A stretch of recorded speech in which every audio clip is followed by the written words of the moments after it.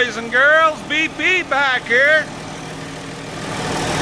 So today is oil changing day. And I prefer to do a little bit of a hot oil change. Try and get all that oil worked out of there. It'll just flow out a lot better than a cold one. I know lots of guys, lots of car dealerships do cold, but this guy's been running for about, I don't know, 5 minutes now. So pretty quick we're gonna turn him down, shut him off. He also needs a hell of a good bath. And pretty much just like a friggin' case, they tend to start to leak a little bit here and there, and just a little bit, especially on these hydraulics. But anyways, I'm not too worried about that little bit of a leak. It doesn't take much and all of a sudden it looks like a mess, but I ain't too worried about it. There's Mocha Dogs.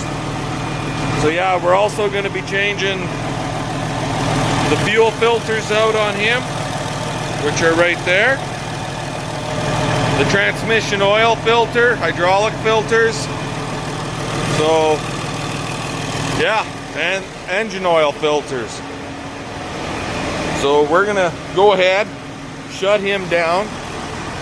Actually, we're gonna get up here first. We're also gonna be changing the engine air filter.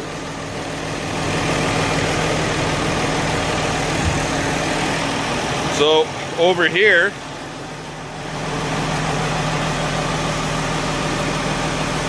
not this, this is something else. But this box, these two boxes, and this box. Those, what is that, 5 filters, all total, it's like $600 freaking dollars. Unbelievable, right? And that don't even count the oil that we're gotta put in it. So, with no more ado, let's get at her. Okay, here we are underneath the tractor. So, one thing I dislike about this McCormick, this is an oil plug, and this is an oil plug here, coming off the side of the friggin' pan. So then the oil, when it's fairly full, it'll shoot out, tends to hit here, and then spill all over the friggin' place. It's kind of a same as on this side. You gotta watch, because it can shoot out like past the main frame over here a little bit. So you gotta watch it and catch it in the god darn pail.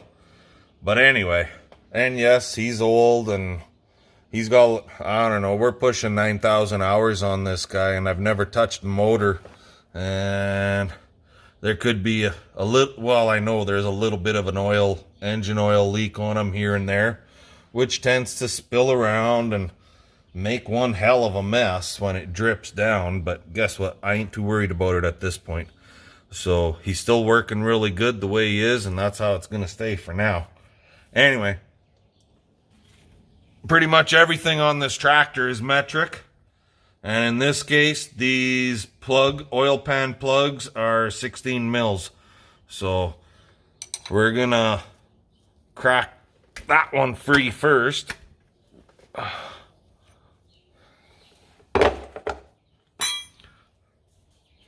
And I do have my pail right here.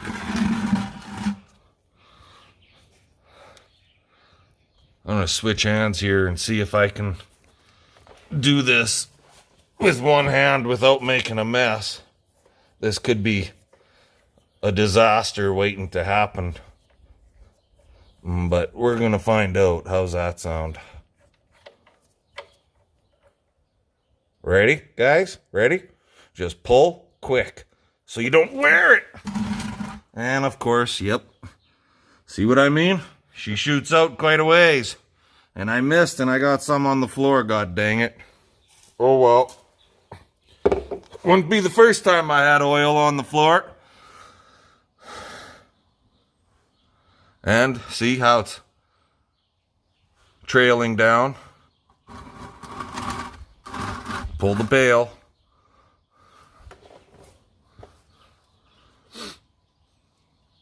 So we're just going to let that one drain out. And then we got to hit this one if we want 100% drain. We got to pull this one out also. Not much comes out of them, but a little bit does. So we'll get that one after. Anyway, I'll bring you guys back at that time. Or better yet, I'll bring you guys back once it's all drained out.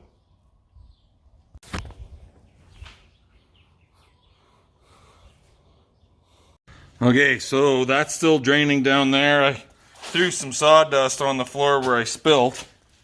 So we just got to get these guys off. There's 2 oil filters in this McCormick MTX110. And this is my oil filter wrench.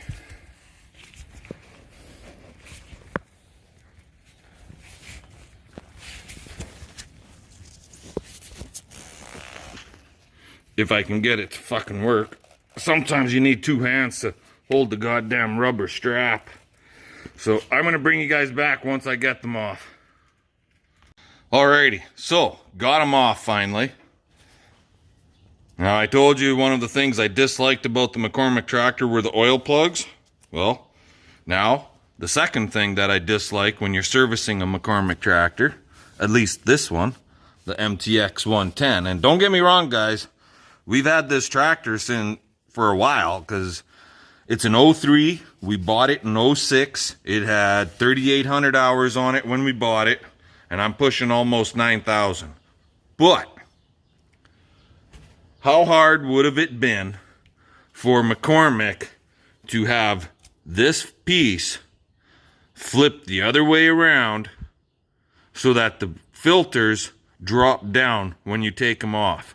Or you lift them up when you're putting them on. Here, the filter sits on top of it, and every time you pull the filters off, the oil filters, oil goes everywhere. Just the way it is. You can't help it. You're going to get oil everywhere. It just pisses me off. But, you know what? There's lots of little tiny oil leaks on this tractor, so I guess that little bit ain't going to make much of a difference. But anyway, not the point. Would have been a lot nicer if this piece was turned over and you bring the filter up from the bottom, thread it on, done.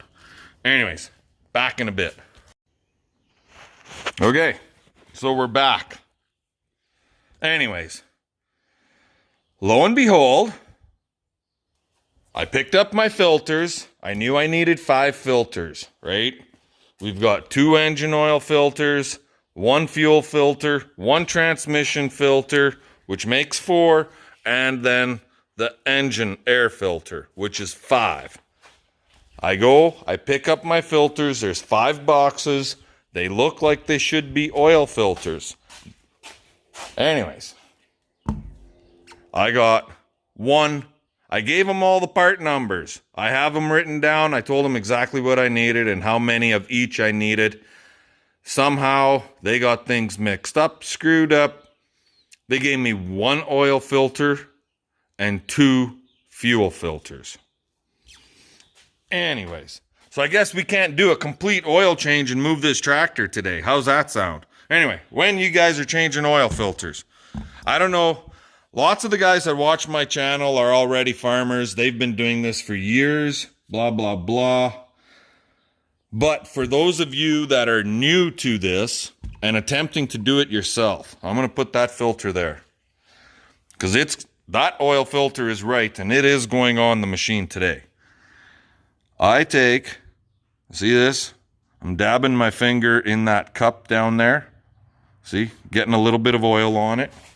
And I'll take a little bit of oil and just smear it on that O-ring, that flat O-ring on the filter. It just helps when you thread that filter on there. It helps seal that filter to the flat face right here. Okay. And so there, that's done. Take this. We're going to clean that off. Don't ask me why I clean it, because the tractor leaks a little bit and there's oil right there, and I just put oil on there. But I clean it anyway, okay? Make sure she's clean.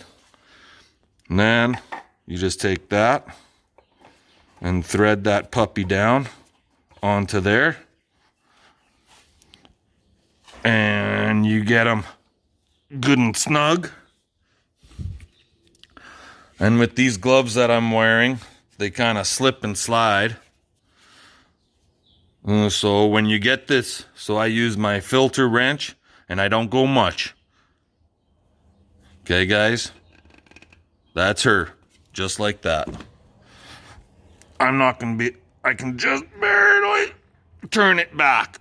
Oh, now I got to go back the other way again to snug it up again, right? There. Like so. And that is that. He is done. And then, once I get the other filter, I'll go with a marker of some sort, and I'll mark the hours of the tractor on the filter. If I don't do it on one of these filters, I'll do it on the fuel filter, because I change fuel filters same time I change the oil filters. Anyways, fun and games. I didn't get the wrong filter. I just didn't get enough filters. Let's go on to something different, and we will change filters somewhere else. Talk to you later. Alrighty, guys. So I didn't show it, but this is the fuel filter here. Okay. So to take him off, he's not a canister filter. He's not a thread-in filter either. He's got this little cap. You just unthread that cap off of the housing, and then the cap comes off, and then the filter just slides off the stem. Slide the new one on. Cap goes over top. Thread it on till it clicks, locks into position. Done. Simple as that. This is the oil fill. I just pulled the cap off right here, and that goes on there. We will be filling it with oil today. I just won't be starting it, obviously. So we're going to go ahead and we'll get some 1540 dumped in there. Running some Prairie Select, and what I generally run for engine oil is, it's a Nemco product, basically. Is this a pail of it? Oh, that's the trans hydraulic, but it's a Nemco TGH. And over there,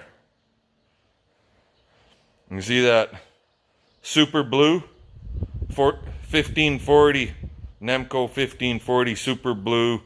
It's for highway tractors and farm tractors. So semi-truck, so on and so forth. Anyways, the Prairie Select is also a Nemco oil. They're the same oil, only the Super Blue is actually a blue color, and this stuff is a pale brown type color when it comes out. But they're the same numbers and everything. They correspond with each other just fine. Anyhow, back in a bit. Okay, so we're under the tractor again, and that sucker right there, I don't know if you guys can make that out very good, but see that white thing right here? This is the trans hydraulic filter. So this big black thing right here, this is the battery box. I don't know about you guys, but to me, I think it would have been a little bit easier, smarter if they would have moved this sucker in a different position. See this great big huge line right here? Like, that line is like freaking 1.5 inches almost. OD. And it feeds into this housing here. Right? Right there, you can kind of see that housing where it threads in there. But why couldn't they put this sucker back here? Because it's not like you got much room for a filter wrench. Like, how's a guy to get... He's got a little bit of room to get his filter wrench in between the box, and then you friggin' hit here. You only get about 1 inch of friggin' play per pull, maybe 2. It's a cocksucker. Anyways, back in a bit once I get it out.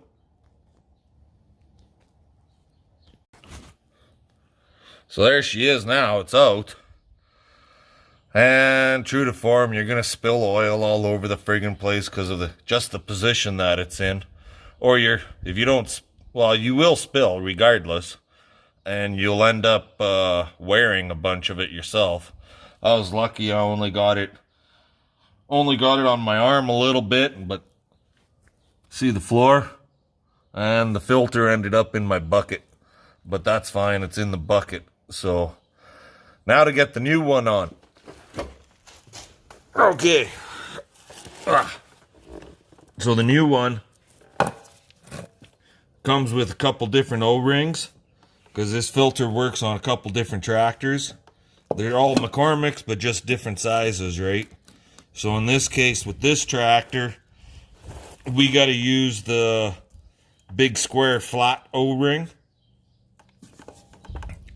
and I don't have to worry about the little round one.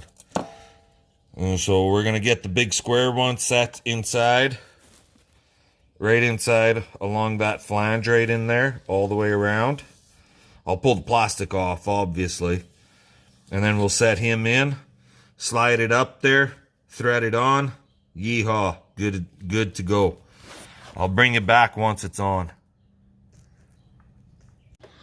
Alrighty, so there. He's back on there now. Kind of a pain in the butt, but hey, it's on, right?